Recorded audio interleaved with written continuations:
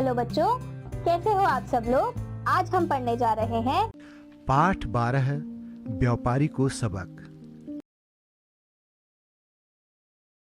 पाठ परिचय।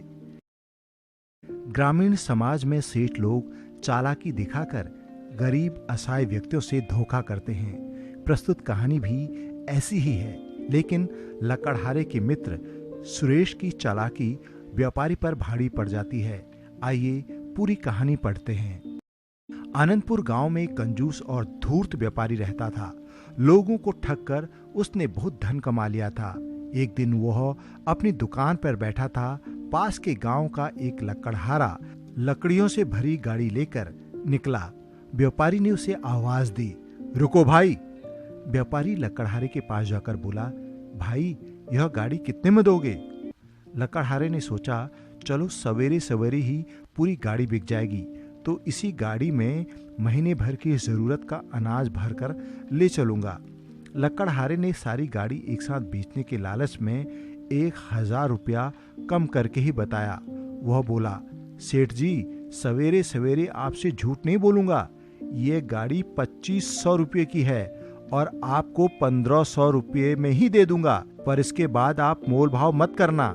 व्यापारी मन ही मन खुश होकर बोला, भाई 1500 रुपये तो गाड़ी के ज्यादा ही हैं, पर तुम गरीब आदमी हो तो 2 पैसे तुम्हारे पास यदि ज्यादा पहुंच गए तो मेरा कोई घाटा नहीं होगा।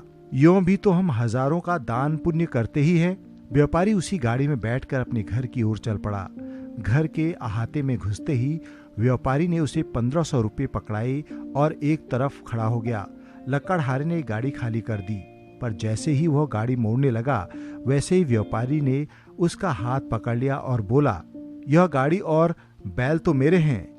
लकड़हारा हैरान होकर बोला, सेठ जी गाड़ी और बैल आपके कैसे हुए? क्यों, मैंने तो गाड़ी का ही मोल किया था। मैंने तुमसे पूछा था कि गाड़ी कितने की है। लकड़हारे की आंखों के आगे अंधेरा छाने लगा। हाथ जोड़कर बोला, इतना अंधेर न कीजिए, 1500 रुपये में कहीं बैल और गाड़ी आते हैं? व्यापारी ने गुस्सा होकर कहा, 1500 रुपये में गाड़ी और बैल नहीं आते हैं तो तुम अपना भाव बताते। बेचारा लकड़हारा रोने गिड़गिड़ाने लगा, सेठ जी मुझ गरीब पर दया करो। गाड़ी का मतलब तो हमेशा लकड़ियों से होता है। गाड़ी और बैल आप ले लेंगे तो मैं भूखा मर जाऊंगा। बैलों को हाँकते हुए व्यापारी बोला, भाई यह सब तो पहले सोचना था ना, तुम गाड़ी के पीछे बात से मुकर रहे हो। लकड़हारा बहुत रोया और गिड़गिड़ाया। उसने बहुत मिन्नतें की, पर व्यापारी अपनी बात पर अड़ा रहा। आखिर लकड़हारा हार कर गाड़ी और बैल वहीं छोड़कर अपने गांव चला गया। दूसरे दिन यह बात गांव में फैल गई। सबने व्यापारी को खूब बुरा भला कहा। जब यह बात गांव के एक बुद्धिमान व्यक्ति सुरेश को पता चला तो उसने व्यापारी को सबक सिखाने का निश्चय किया। अगले दिन सुरेश एक गाड़ी में लकड़ियां भरकर व्यापारी के गांव पहुंचा। व्यापारी ने लकड़ियों की गाड़ी को दुकान की तरफ आते देखा तो उसे लालच आ गया। वह बोला, चलो आज फिर एक गाड़ी और बैल का जुगाड़ कर लूं। आवाज देता हुआ बोला, भाई गाड़ी बेचने निकले हो? सुरेश के हाँ करने पर व्यापारी बोला, बोलो गाड़ी का क्या लोगे? सुरेश ने भोलेपन से कहा, सेठ जी मैं तो अनपढ़ आदमी हूं। चलते समय बेटे ने कहा कि 5 मुट्ठी रुपयों में गाड़ी बेचना, सो आप उतना ही दे दीजिए। व्यापारी मन ही मन खुश हुआ। यह तो और भी मूर्ख निकला, एक एक मुट्ठी में 50-50 रुपये रखकर दे दूंगा। आज तो 250 रुपये में ही गाड़ी हाथ लग जाएगी। व्यापारी बोला, ठीक है। फिर वह गाड़ी में आ बैठा। व्यापारी के आंगन में घुसकर सुरेश ने गाड़ी खाली कर दी और बोला, लाओ अब दो 5 मुट्ठी रुपये। व्यापारी अंदर गया और 100 रुपये लाया। उसने एक मुट्ठी में 50-50 रुपये रखे और देने लगा। वह मुट्ठी खोलने ही वाला था कि सुरेश ने कसकर मुट्ठी पकड़ ली और अपनी जेब में से एक चाकू निकाला। सेठ जी अब मुट्ठी क्यों खोलते हो? मैंने तो 5 मुट्ठी रुपये मांगे, मुट्ठियां तो अब मेरी हैं। चाकू देखकर व्यापारी के होश उड़ गई। वह बोला, यह क्या करते हो भाई? 5 मुट्ठी रुपये का मतलब 5 मुट्ठी भर रुपये हुए।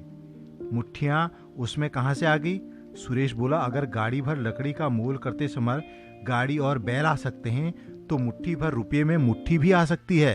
अब तो व्यापारी को दिन में तारे नजर आने लगे। वो हाथ जोड़कर बोला, मुझे माफ करो। वह रही गाड़ी और वे रहे बैल, अब मेरा पीछा छोड़ो। सुरेश इतनी आसानी से छोड़ने वाला नहीं था। उसने चाकू कलाई पर रखा और हंसते हंसते बोला, सेठ जी, लोग तो वचन के पीछे जान तक दे देते हैं, आप हैं कि मुट्ठियां देने में गिड़गिड़ा रहे हैं। व्यापारी ने कहा, अरे भाई, तू गाड़ी बैल लकड़ी सब ले जा, जो रुपये दिए वे भी ले जा, पर मेरा पीछा छोड़ दे। सुरेश व्यापारी को जिंदगी भर के लिए सबक सिखाना चाहता था। वह बोला, सेठ जी, अगर आप पीछा छुड़ाना चाहते हैं तो 10,000 रुपये दे दें। व्यापारी हाय हाय करता भीतर गया और तिजोरी से 10,000 रुपये निकाल कर लाया और सुरेश को दे दिया। बुद्धिमान सुरेश ने रुपये लेकर जेब में रखे और व्यापारी को सबक सिखाकर दोनों गाड़ियां तथा 10,000 रुपये लेकर खुशी खुशी अपने गांव लौट आया। लकड़हारे को उसकी गाड़ी, बैल और 2,000 रुपये दिए। लकड़हारे ने सुरेश को बहुत धन्यवाद दिया।